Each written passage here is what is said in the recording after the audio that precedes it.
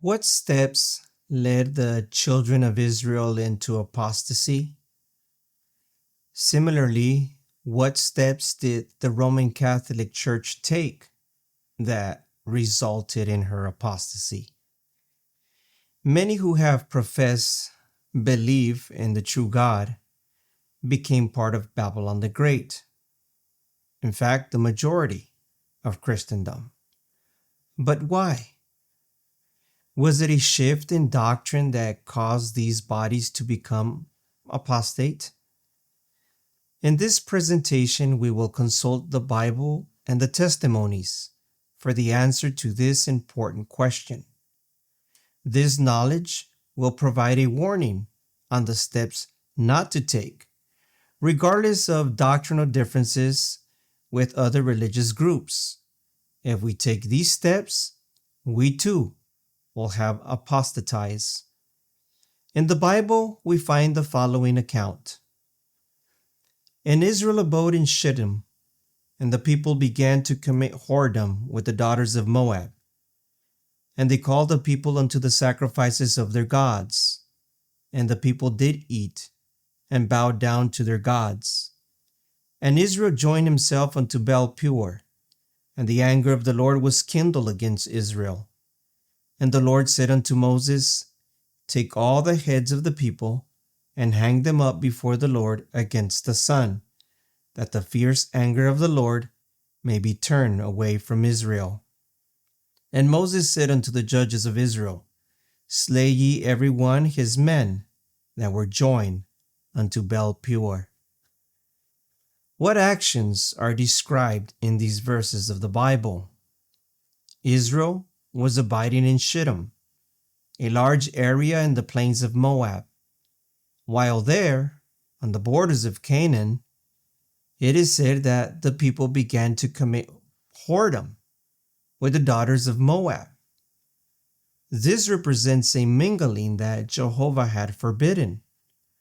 These women, the daughters of Moab, invited the people to participate in their sacrifices of their gods. In other words, to attend the religious services. By joining or attaching themselves to Baal-peor, as a result of mingling with the Moabite women, Israel angered Jehovah. In response, Jehovah commanded Moses, Take all the heads of the people and hang them up before the Lord against the sun, that the fierce anger of the Lord may be turned away from Israel. This is by no means symbolic language. It is a literal account. The misstep of mingling with the daughters of Moab led to terrible consequences for the children of Israel. No. Then what makes you think Jehovah would want us to be their friends? Well, maybe we can learn from them. Maybe they can help us in some way. And maybe we can help them learn about Jehovah. We'll have to wait and see how Jehovah directs matters, Jamin. However, when it comes to choosing who are going to become our friends, we need to be careful. It's true that Moab is not among the nations that we were directed to act against, yet the Moabites worship Baal, the same pagan god that the Canaanites worship. Jehovah has clearly warned us that if we seek the friendship of the peoples of this land, we risk becoming corrupted by their false worship. And that will bring us Jehovah's disfavor. Is that what you're saying? That's right. You remember what was written in the tablets that Moses brought down from the mountain of God? God's own finger wrote the words, You must never have any other gods against my face. For us to serve other gods would be to reject the very one who brought us out of Egypt, who made us into a nation, gave us righteous laws, and protected and fed us during these 40 years in the wilderness. How can the true God bless us if we become ensnared by the false, worthless gods of this land? The spirit of prophecy adds the following. The rulers and the leading men were among the first to transgress, and so many of the people were guilty that the apostasy became national. Note here that those who were first to transgress were those who were taking the lead, the leaders. And it seems like humanity has not changed. We tend to follow the leaders more than to follow a thus saith the Lord. And in this account, we are told that it was the leaders that were first to transgress. And because of this, the people followed into apostasy. In our day, Jehovah does not recognize the religious bodies of Christendom as his organization or church. From a denominational standpoint, they became a part of Babylon the Great. Yet, the great body of Christ's true followers are still to be found in their communion, according to Revelation 18:4 and Great Controversy 390. But the faithful believers who are found in these bodies are not the rule. They are only exceptions. They will not prevent these bodies from being destroyed when Jehovah pours his wrath upon Babylon the Great. Therefore, the call to his people to come out of her. So what took place at Shittim has taken place in the churches of Christendom. The mingling with those who are not loyal to Jehovah and his truth is the first step that leads to a departure from the true God. Have we, as Jehovah's professed people, taken this first step? Have we made the mistake of mingling with today's daughters of Moab, the churches that constitute Babylon the Great? We read, like ancient Israel, the church has dishonored her God by departing from the light, neglecting her duties, and abusing her high and exalted privilege of being peculiar and holy in character. Her members have violated their covenant to live for God and Him only. Note here that we read, her members have violated their covenant. When was this covenant made by these members? We will know here shortly. Let us keep reading. They have joined with the selfish and world-loving. Pride, the love of pleasure, and sin have been cherished, and Christ has departed. His spirit has been quenched in the church. Satan works side by side with professed Christians. But the Lord is dishonored and is caused reproach by his people's being in bondage to the world.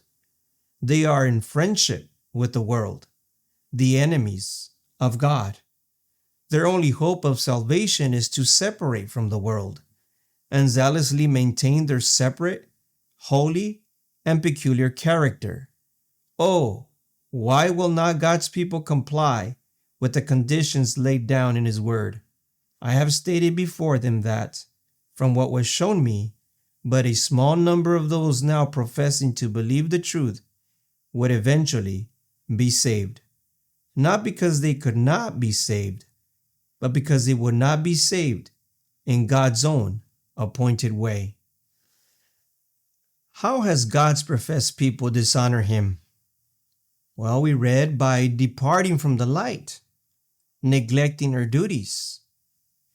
Now the question is, are you familiar with the light that has been given to us?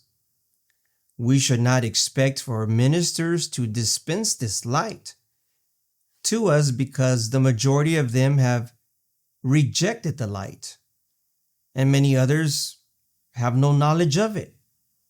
And how can we expect light from those who know it not or who have rejected it? We also read regarding the actions of God's professed people. They have joined with the selfish and world-loving. And due to this union, Christ has departed. Therefore, the only hope of salvation is to separate from the world and zealously maintain their separate, holy, and peculiar character, we are told. But what does it mean to be a part of the world? We will provide the answer here shortly.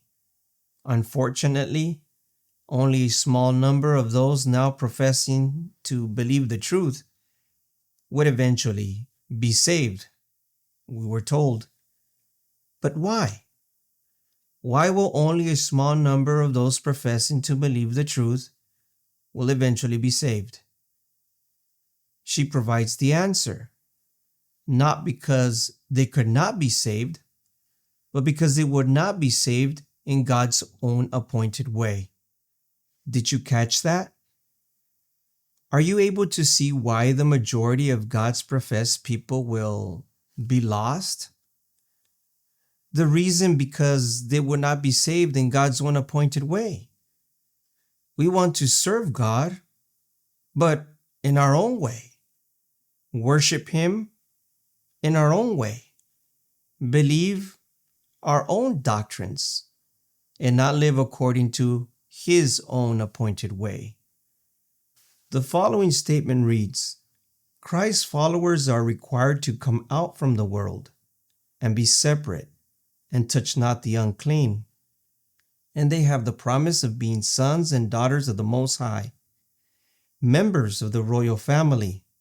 But if the conditions are not complied with on their part, they will not, cannot realize the fulfillment of the promise. A profession of Christianity is nothing in the sight of God, but true, humble, willing obedience to His requirements designates the children of His adoption, the recipients of His grace, the partakers of His great salvation. Such will be peculiar, a spectacle unto the world, to angels, and to men. Their peculiar holy character will be discernible and will distinctly separate them from the world, from its affections and lust.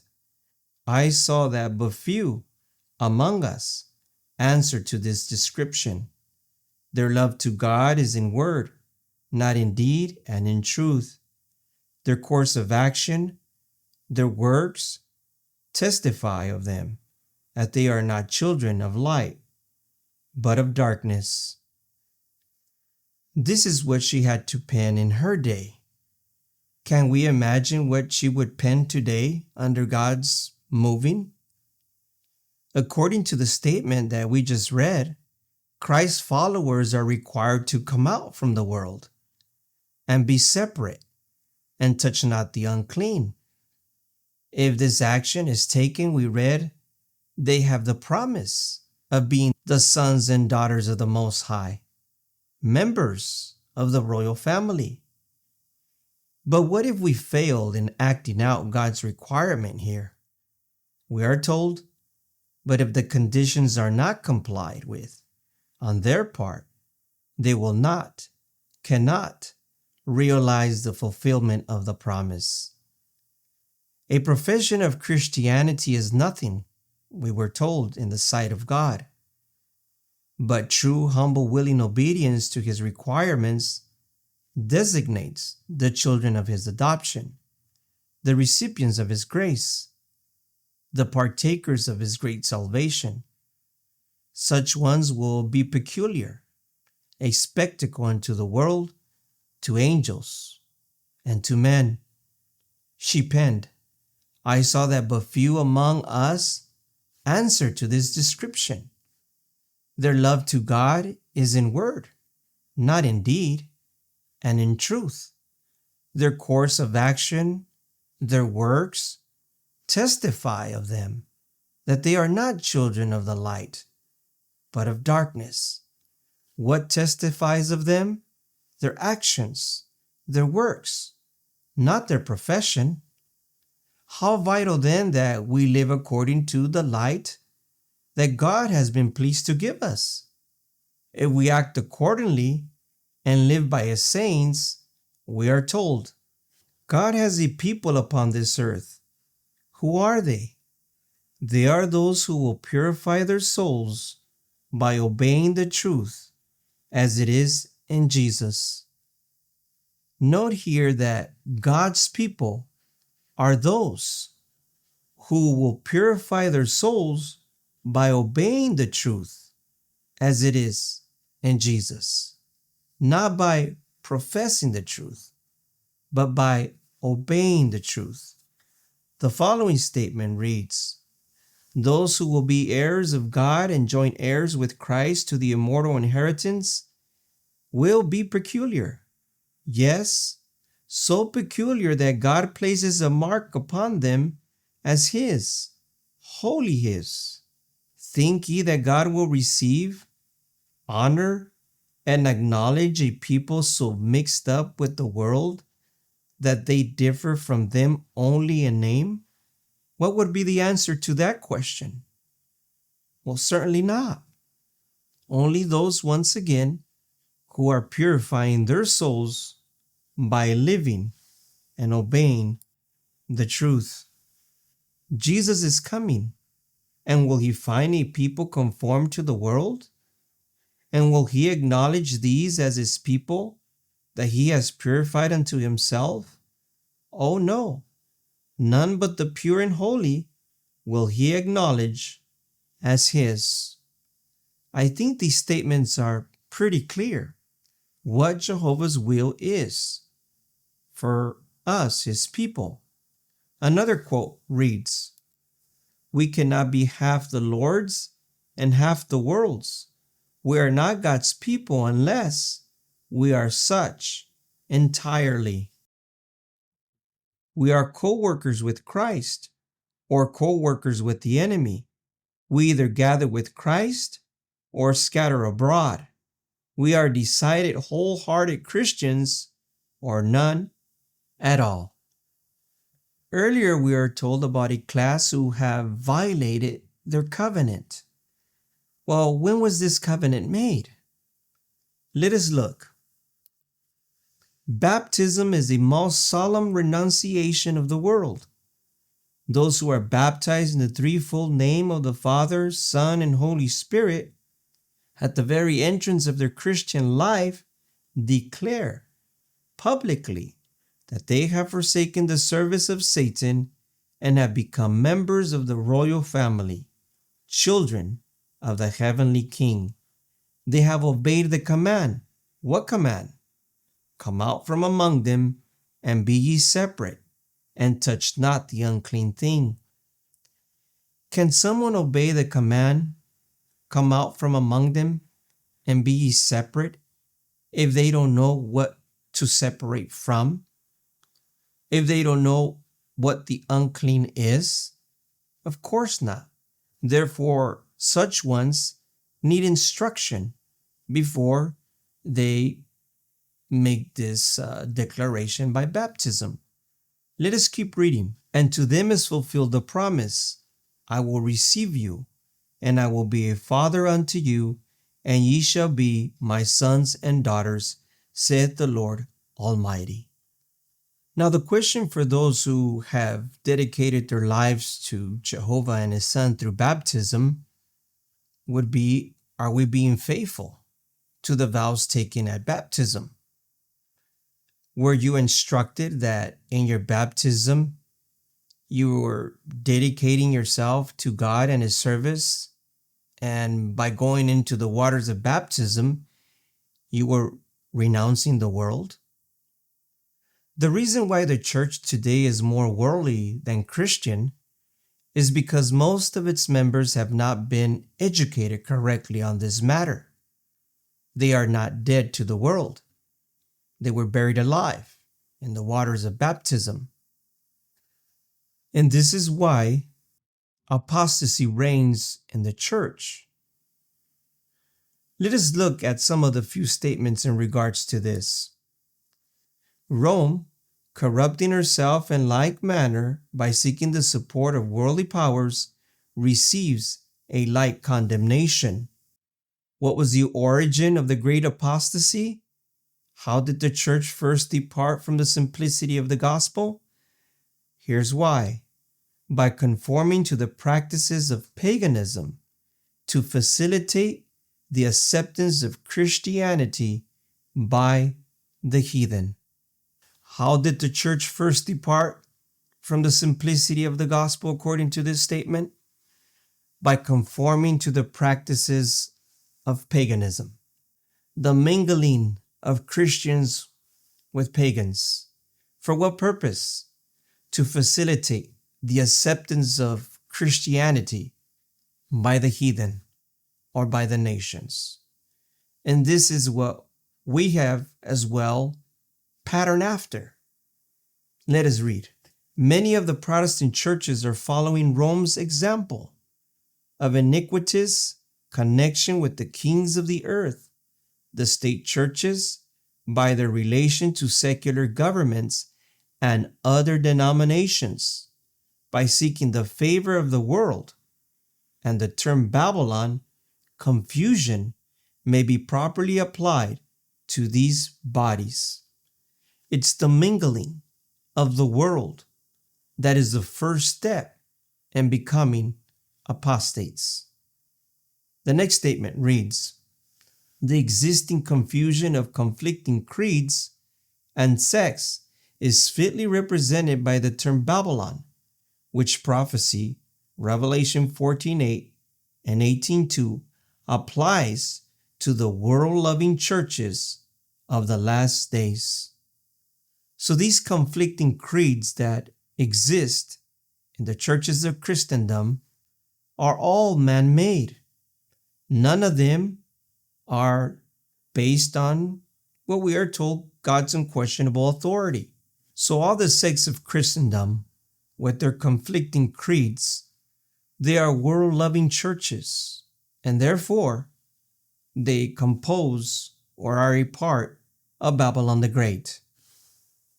The following statement reads, but they fell by the same desire which was the curse and ruin of Israel, the desire of imitating the practices of courting the friendship of the ungodly.